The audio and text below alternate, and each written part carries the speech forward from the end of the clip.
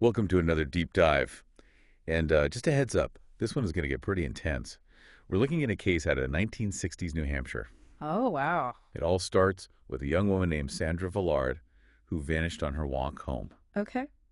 But what seems like a simple disappearance quickly turns into this whole web of mysterious deaths and tangled connections. Hmm. And honestly, even after convictions are made, there's still so many unanswered questions. I can only imagine. It's Especially in a tight-knit community. yeah, exactly. Like 1960s Manchester, New Hampshire. Right. I mean, an event like that could completely change the fabric of everyday life. Turn it upside down, you know? It's almost like a collective nightmare. Sandra's day on February 9th, 1960, started off pretty normal. Worked as a secretary, went to the library, even went to see a movie. She even had time for a swimming class. Wow, busy day. Yeah. And it wasn't until she got on the bus to head home and started that mile-long walk from the bus stop that things took a turn. Now, when we think about a case like this from the 1960s, we have to remember that forensics was a completely different game back then Oh, absolutely. compared to what we have today. Yeah. I mean, think about it. No DNA testing, Right. no fancy surveillance cameras. You're relying on eyewitness accounts, Exactly. which can be so unreliable. Oh, totally. And a lot of just, Good old-fashioned detective work. yeah, Intuition, hitting the pavement, exactly. putting the pieces together. Sandra's parents, Charles and Irene, they didn't waste any time. They reported her missing immediately. And that's when this huge search effort kicks off. Hundreds of volunteers, Wow. even the National Guard got involved, combing through the area. Really? Yeah.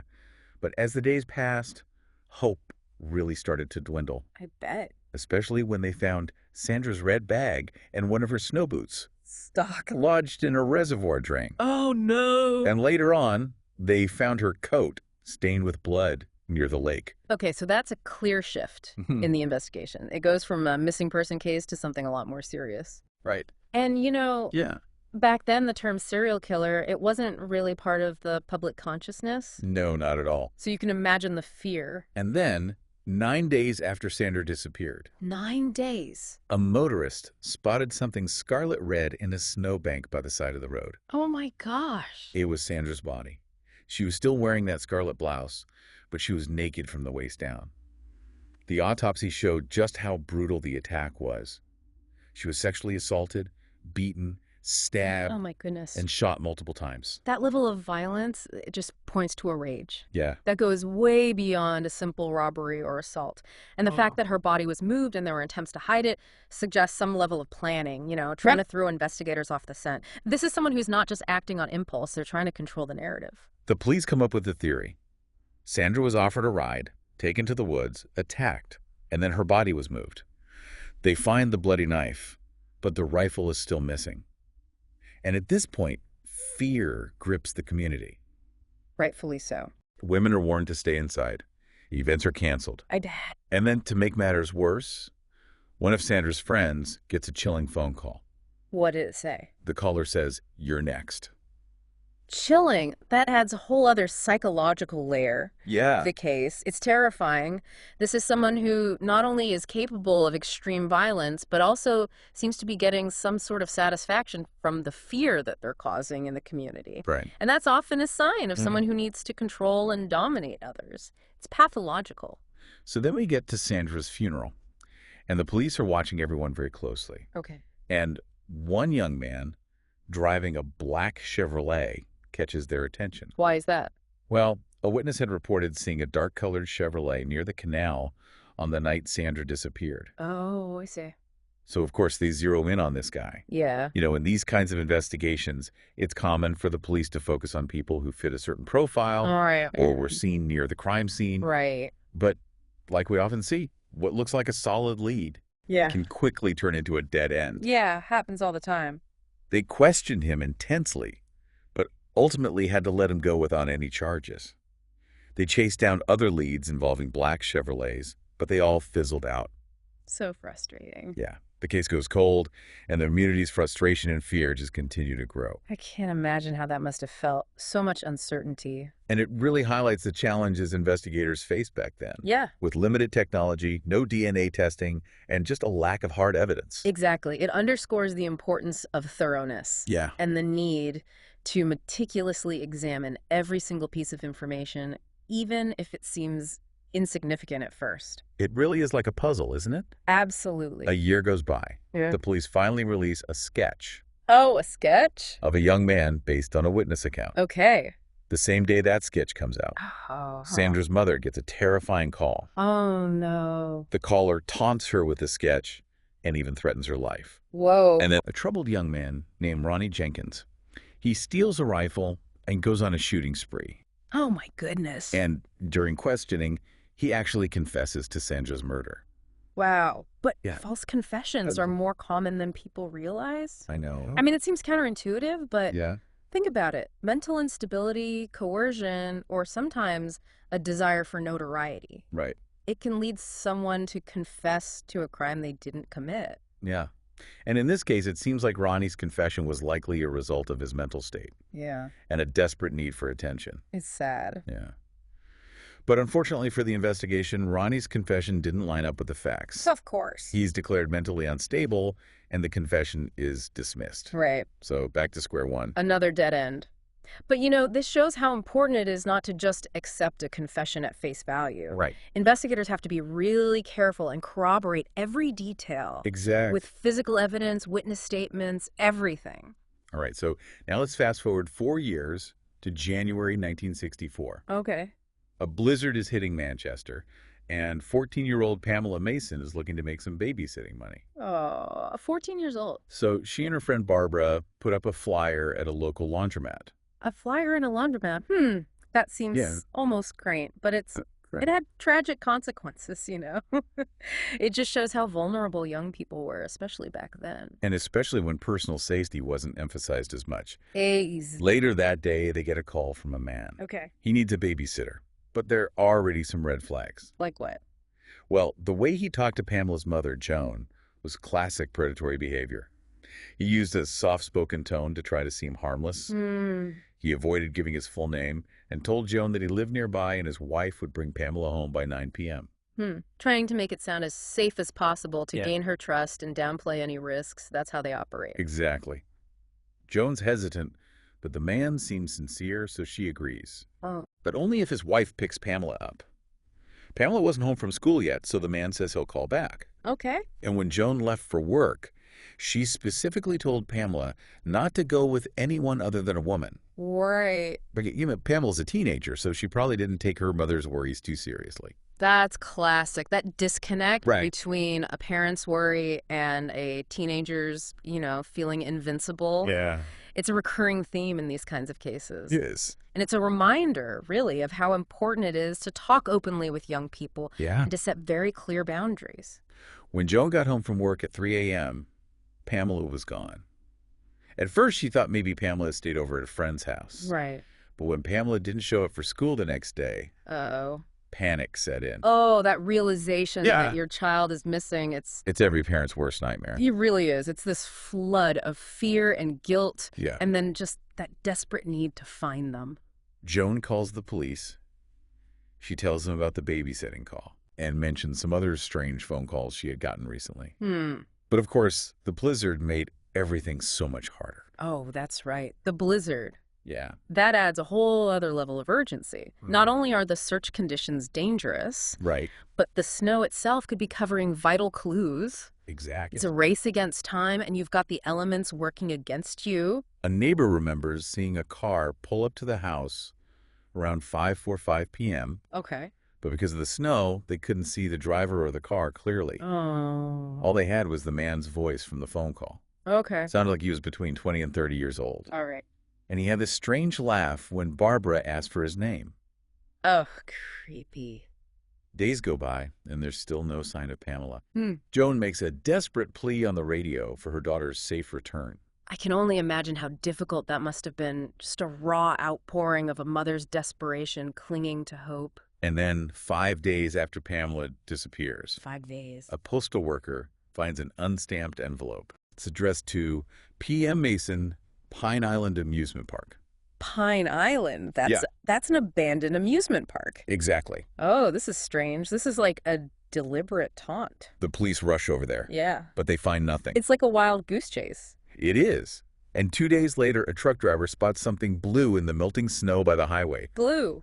What was it? It was Pamela's school book. Oh, no. He didn't stop then. He didn't. No, but when he saw it again the next day, he pulled over to investigate. Okay. And that's when he finds more of Pamela's belongings and then her body. Oh, my God. She's fully clothed and lying face down. Okay, so this is different from Sandra's case. Right. Where her body was moved and her clothes were removed. Yeah. This suggests a different approach, a different way of operating. In the autopsy, it's grim. It shows that Pamela was savagely beaten Oh, my goodness. and shot twice in the back of the head with a .22 caliber rifle. Oh, my God. She was also stabbed multiple times, and her throat was cut. The brutality. And the similarities to Sandra Velarde's murder, they're undeniable. Right. Even the medical examiner says the crimes are nearly identical. So now the investigation takes on a whole new meaning. Right. It's not just about finding Pamela's killer anymore. Yep. It's about connecting the dots between these two tragedies and figuring out if they were committed by the same person. Exactly. The possibility of a serial killer operating in their town sends shockwaves through Manchester. And the police chief even publicly states Really? that he believes it could be the same person who killed both girls.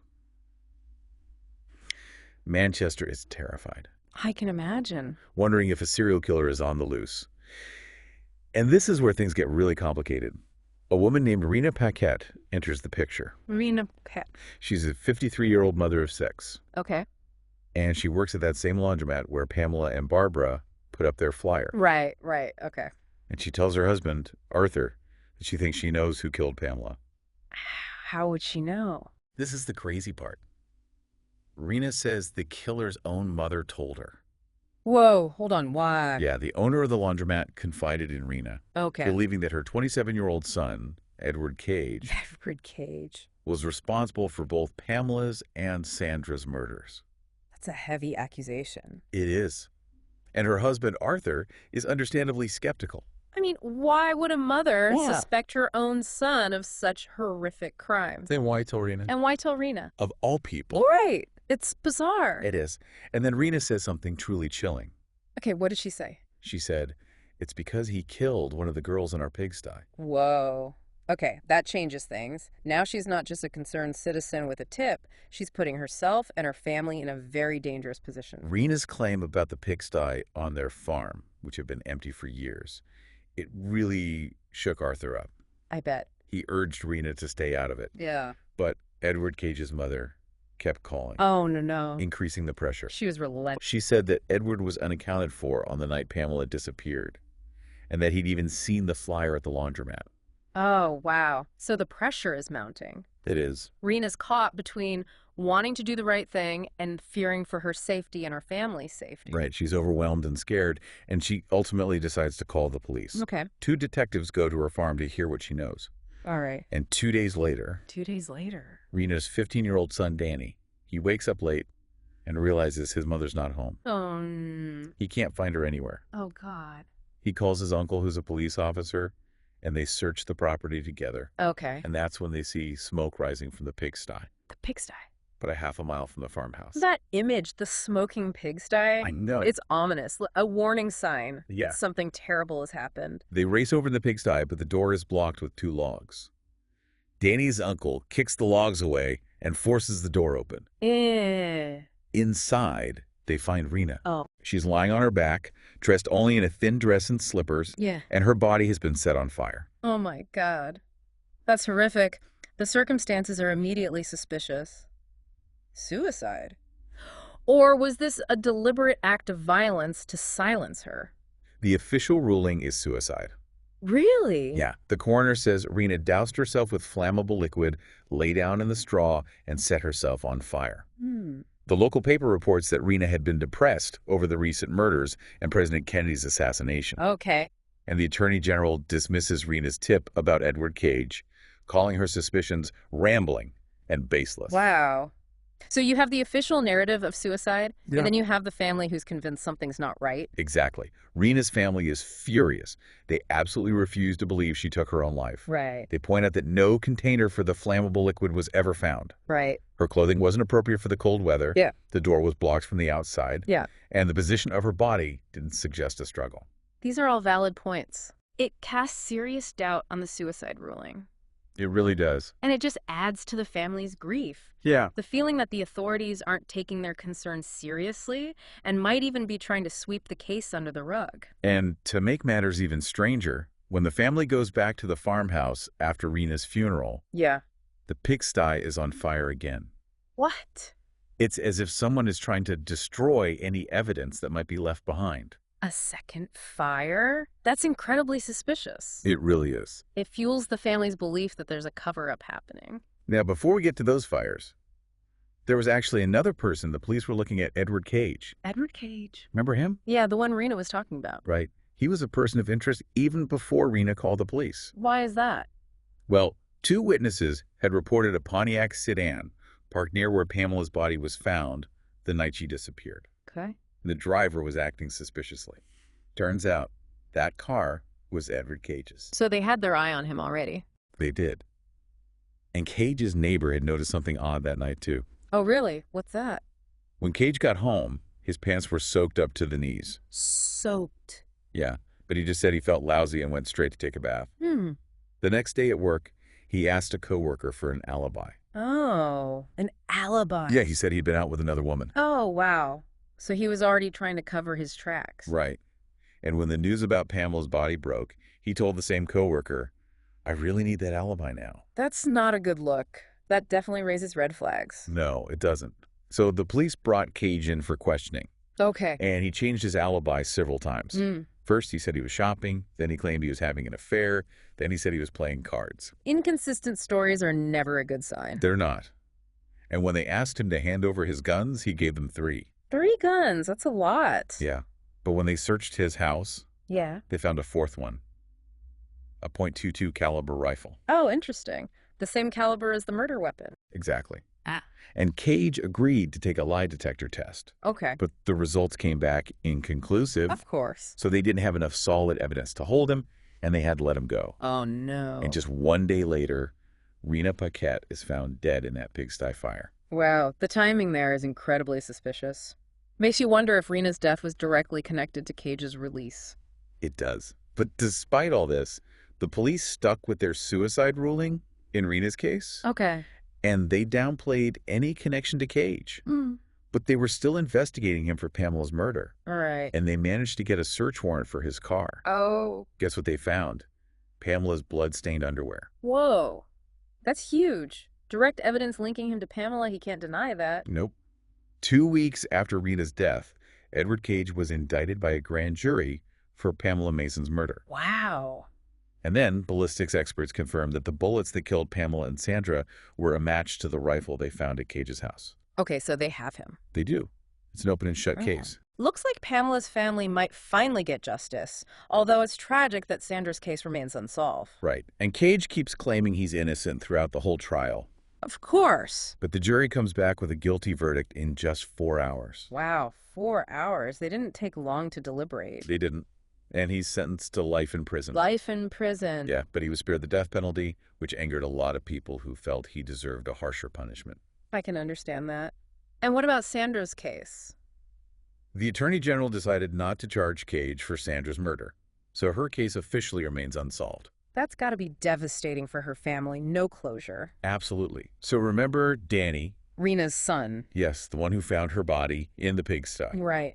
Well, years later, his life starts to fall apart. What happened? His marriage ends, he loses custody of his children, and he ends up in a mental health facility. Wow, that's rough. It is. And while he's there, under hypnosis, he has this repressed memory that surfaces. Repressed memories are tricky. Some experts say they're real memories that have been blocked out because of trauma, while others think they could be false memories, Right. created through suggestion or imagination. It's a controversial topic. It is. But Danny remembers an argument between his mother and a man wearing a white uniform, Okay. just like the one Edward Cage wore when he made his bakery deliveries. This memory really fuels the Pquette family's belief that Cage killed Rena to stop her from talking. So now they have this possible explanation for Rena's death. They do. Yeah. It reinforces their conviction that Cage is a dangerous man who will do whatever it takes to protect himself. I can imagine how validating that must feel for them. Yeah, even though it's not admissible in court, it's incredibly meaningful for them. Right. Danny wanted to confront Cage in prison, hoping to get a confession, but then his ex-wife takes their kids and moves to Alaska. Oh, wow. Cutting off all contact. Yeah, and then Danny's world is shattered again when his girlfriend is killed in a motorcycle accident. They're both in. Oh, my God. That's awful. It seems like tragedy just keeps following the Pquette family. It does. Every time they try to move forward, something pulls them back into the past. It makes their search for answers about Rena's death even more urgent. Right. By 1985, Danny had built a new life for himself in Hooksett. Hooksett? Yeah, it's a small town north of Manchester. Mm. He works as a welder, makes art in his free time, and lives a quiet life on an 11-acre property. Sounds peaceful. It does. Hmm. But on November 9th, 1985, the first day of hunting season, First day of hunting season. tragedy strikes again. What happened? Danny was working on a bulldozer with a friend when they heard this cracking sound. Cracking sound. Yeah. And his friend finds Danny on the ground, his welding torch still in his hand. Oh, no. At first, they thought he was electrocuted, Okay. but when they tried to revive him, they realized he'd been shot. Oh, my God. So the past and the present collide. They do. It raises the question, Yeah. is Danny's death somehow connected to the events that have haunted his family for so long? It's chilling to think about. It is. The autopsy shows Danny died from a single gunshot wound to the chest. The bullet was fired from at least 200 yards away. Okay. And because it was hunting season and there's a quarry nearby where hunters test their rifles, the police thought it might have been a hunting accident. Right. That makes sense given the timing and the location. It does. But we know things aren't always as they seem. Exactly. So they interviewed hunters in the area. They searched for clues. Okay. They even analyzed footage from a hot air balloon. A hot air balloon? Yeah, it happened to be flying over at the time Danny was shot. Wow. That's some high-tech investigating. Yeah, but they found nothing. No bullet, no leads. No bullet. That makes it really difficult to determine what kind of weapon was used. Right, and where the shot came from. Exactly. They have so few clues to work with. Right. But then, 3 days after Danny's death, a telephone worker finds something. Oh. What's that? He's checking lines on Danny Street because some people had reported outages. He's up on a telephone pole right in front of Danny's house when he finds a .270 caliber bullet lodged in the wires. Wow. Talk about a lucky break. Ballistics tests confirm that it's the bullet that killed Danny. So it wasn't a stray shot. It wasn't. The police are convinced it's homicide now, Okay. but still, no suspects. Hmm. A year goes by, and the case is still unsolved. Ugh. That's frustrating. It is Danny's brother, Victor, is certain that this is somehow connected to Rena's death, Right. especially since their family believed that Edward Cage killed her. Right. So Victor goes on Unsolved Mysteries to try to get more information from the public. That's a good idea. Maybe someone out there knows something. Exactly. Yeah. And while all of this is happening, Edward Cage, who's still in prison, is appealing his conviction. Okay. He's claiming that the search of his car was illegal. So the state offers him a deal. What kind of deal? He pleads guilty to second-degree murder, Okay. and they reduce his sentence. So he gets out early. He does. He's released in 1991, but he's banned from ever going back to New Hampshire. Wow. It's frustrating. It is. He avoids a potential life sentence for a brutal murder. Right. Oh. And there's always that possibility Yeah. that he could pose a threat if he violates the terms of his release. Exactly. Victor, who's still searching for answers, agrees to have Rena's body exhumed for another autopsy. Really? Yeah, the family's hoping they can find evidence to support their theory that Cage killed her. It's a long shot. It is, but they're not giving up. It's their last chance to uncover the truth. Exactly. And maybe finally find closure after all these years. And what do they find? Traces of semen on Rena's body. Whoa! Hold on. They found what? Semen. Semen. But her husband Yeah. was never asked if they had had sex around the time of her death. No, he wasn't. So the medical examiner changes the official cause of death to indeterminate, Indeterminate. which What means means, that suicide can't be ruled out entirely, right? but it also means that foul play is definitely a possibility. Right. So they still don't have a definitive answer. They don't. The case remains unsolved. Another dead end. It's heartbreaking for the Pquette family. They've done everything they can to find out what happened to Rena. I know. But they're left with more questions than answers. But then there's a glimmer of hope. Victor and the family appear on a local talk show. Okay. And after that, Yeah. a family friend gets 2 anonymous letters. Anonymous letters. Those can be tricky. They can be. Sometimes they're not reliable. Right. But sometimes they offer that one crucial piece of information that breaks a case wide open. Exactly. Could these letters be the key to solving the mysteries that have haunted the Pquette family for so long? We'll see. What do the letters say? Well, one letter claims that Danny's death had nothing to do with Rena's. Okay. But the other letter Yeah. is a bombshell. It names a young man from Hopkinton. Hopkinton. Yeah, Eric Windhurst as Danny's killer. Eric Windhurst. And it says that he used his father's .270 rifle. Okay, so now they have a suspect. Right, and a possible motive. Yeah. The question is this information credible? Exactly. Can the police back it up with evidence? So the police start looking into Eric Windhurst. At the time of Danny's death, he was a well-liked high school student from a wealthy family in Hopkinton, Right. about 15 miles from where Danny lived. Okay. He seemed to have a clean record, except for a minor burglary charge in Colorado a few years later. So a seemingly normal kid from a good family. Right, but you know how appearances can be deceiving. Absolutely. There might be something darker underneath the surface. Exactly. And when the police questioned Eric, he refused to say anything. Oh, really? Yeah, he invoked his right to remain silent. Okay. They questioned his father and tested his rifle, but it didn't match the bullet that killed Danny. So, another dead end. It seemed like it. Yeah. But remember those letters mentioned a motive for the shooting? Right. Something about Danny's stepdaughter. Exactly. Maybe What? that's where they needed to look for answers. It's worth exploring. They might have overlooked something important. Okay, so remember how Danny's ex-wife Denise took their kids and moved to Alaska? Yeah. Well, it turns out that Danny's stepdaughter, Melanie, who was 15 at the time, had moved to Hopkinton the year before Danny's death to live with her aunt and uncle. Whoa, to Hopkinton. That's where Eric Windhurst lived. Exactly. And Danny had no idea that his stepdaughter was living so close by. That's a huge coincidence. Or is it? Right. And Melanie and Eric actually went to the same high school and were friends. Wow, the plot thickens. It does. Melanie was trying to avoid any contact with Danny. Right. But now the police are thinking, maybe this connection to Eric is the key to the case. It definitely seems like more than just a coincidence. The pieces are starting to fit together, but we need to know more. Right. What was the nature of their relationship? And how could this friendship lead to murder? Those are the million-dollar questions. And the police tried to track Melanie down, but she had moved to California and gotten married. Okay. So they sent her a questionnaire about Danny's death. And in her response, she denied that Eric had any reason to harm Danny. So she's sticking to her story. She is, but the investigators aren't buying it. Right. I mean, it makes sense that she'd be reluctant to get involved after all these years. Yeah. She's got a new life now. Right. But her denial just raises more questions. It really does. And then in 1993, a journalist named Michael Manzo contacts the police with some pretty shocking information. Shocking. What is it? He says that Melanie was his girlfriend in college, and that back in 1988, she confessed to him that she and Eric had killed Danny. Whoa, hold on. So now they have a potential eyewitness account, even if it's secondhand, that supports the claims made in those letters. Exactly. The police try to get Melanie to confess. They set up a recorded phone call between her and Michael. Okay. But she denies everything.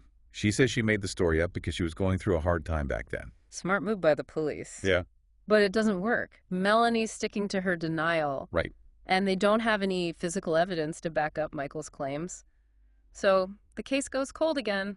For over a decade. Over a decade. The investigation is at a standstill. Another dead end. It is. Ah. But in 2004, the New Hampshire State Police get funding to reopen the case. Okay. And this time, they are determined to find out what happened to Danny. It's a fresh start. A chance to get justice for Danny and his family after years of frustration and dead ends. 2 officers find Melanie in Idaho, where she's living with her 5 children. Okay. She's willing to answer their questions, but when they ask her to take a polygraph test, she panics. Oh, no. As the technician's setting up the polygraph, she asks to say a prayer. A prayer. Yeah, and when he comes back, she's in tears. Oh, wow. And she says she wants to tell the truth. The truth.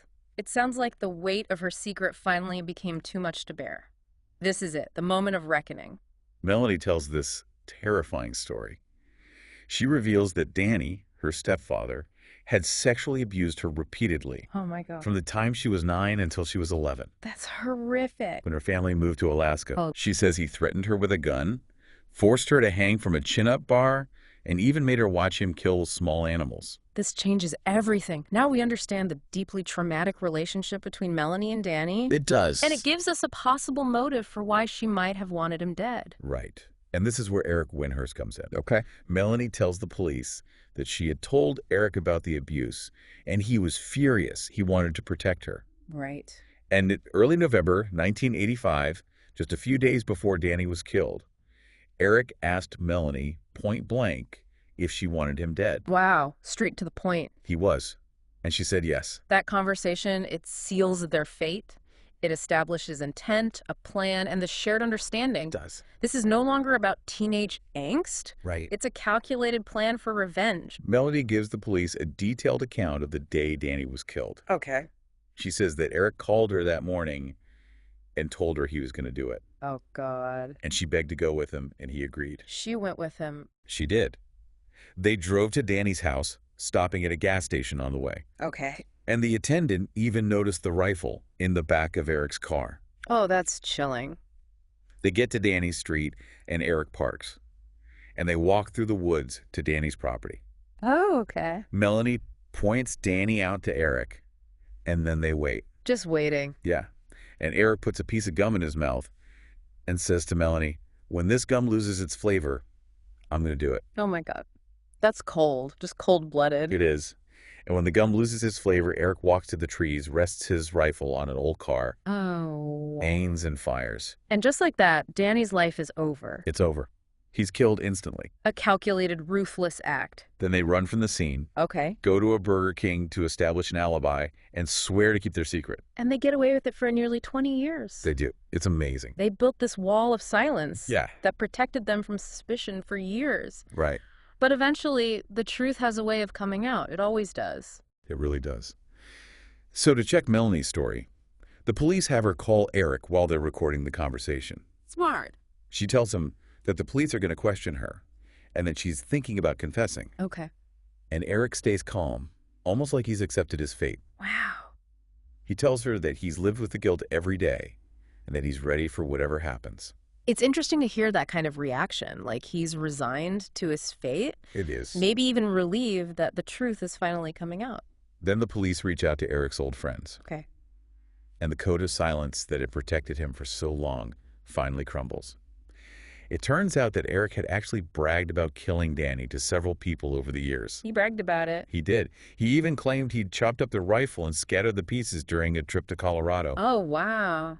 But no one ever went to the police.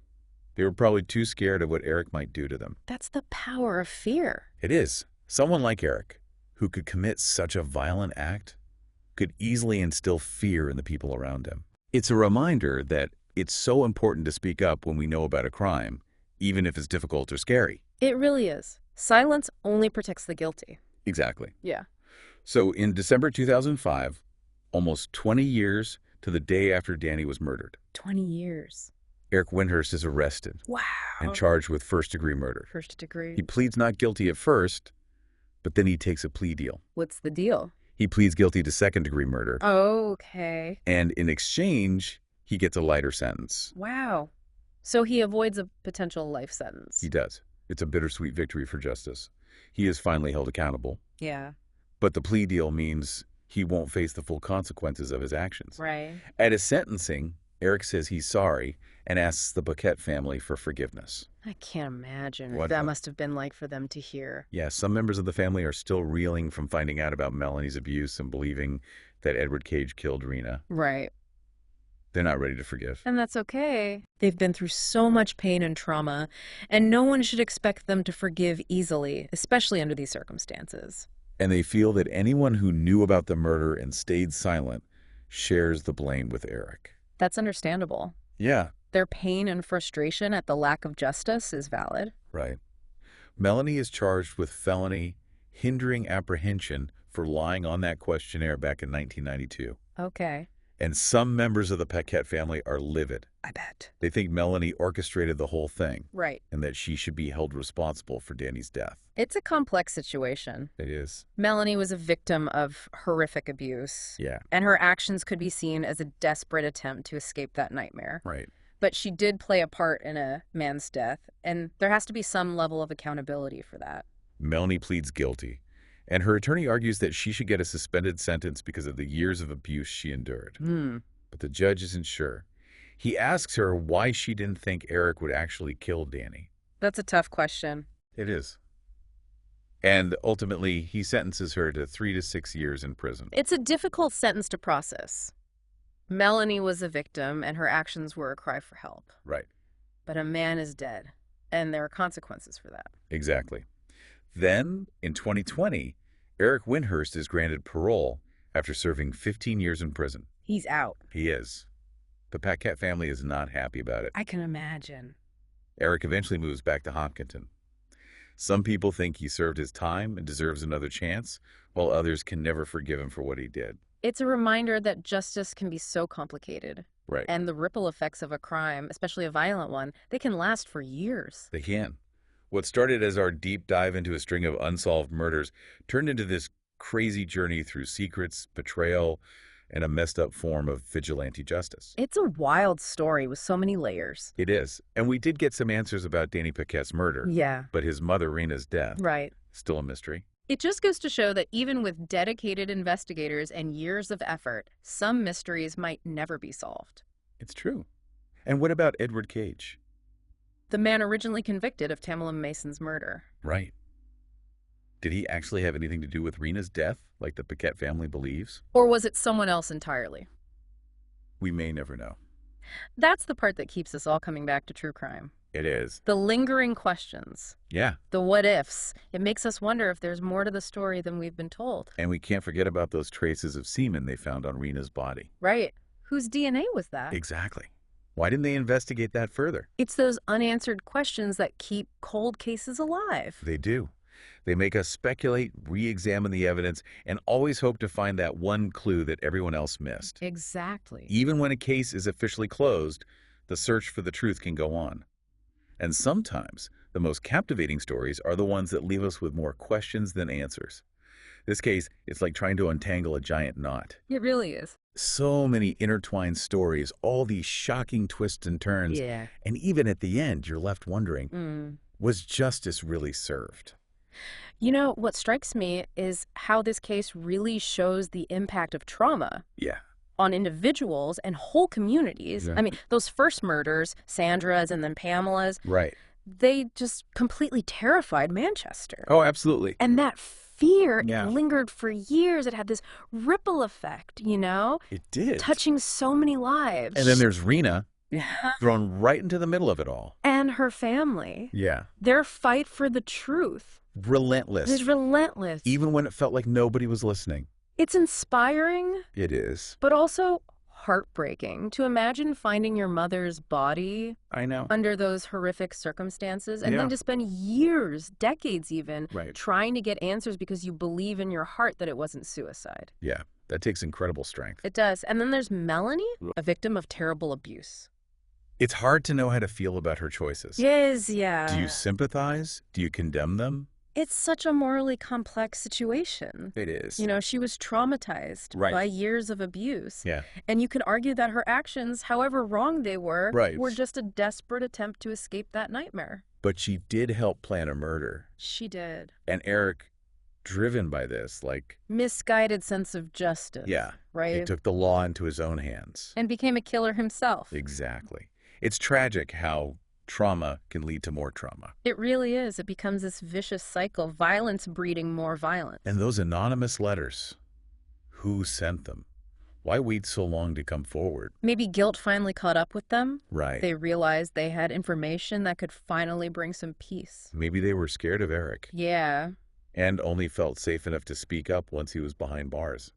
It's possible. It's true that even with a conviction, there can be all these loose ends, like those traces of semen they found on Rena's body. Right. Whose were they? Why didn't they investigate that further? It makes you wonder if we really got the full story. That's what keeps cold case fans hooked. Right. It's those unanswered questions. It is. The speculation, the constant re-examination of the evidence. Yeah. Hoping to find that one missing piece. We've only scratched the surface of this complicated case in our deep dive. Right. So if you're interested in learning more, Yeah. I highly recommend checking out Kevin Flynn's book, Our Little Secret. Oh, yeah, that's a great resource. He goes into a lot more detail about the investigation Yeah. and the lives that were forever changed by these events. It's a captivating read for anyone who's interested in true crime. It is. And it really sheds light on how the justice system works, or sometimes doesn't, Yeah, it doesn't. in these kinds of cases. And most importantly, Yeah. it reminds us that there are real people Right. behind the headlines, real people whose lives were completely altered. Absolutely. So here we are At the at the end of our deep dives into the Scarlet Blouse and a trail of cold cases. Wow, what a journey. It has been. But the conversation doesn't have to end here. No, not at all. What are your thoughts on the case? Yeah, we want to hear from you. Do you think Rena's death was suicide? Or was there something more to it? Was she silenced to protect someone's dark secret? Share your thoughts, your theories. Yeah. Let's keep this conversation going. Until next time, stay curious, keep learning. And keep digging. And as always, thanks for joining us on the deep dive.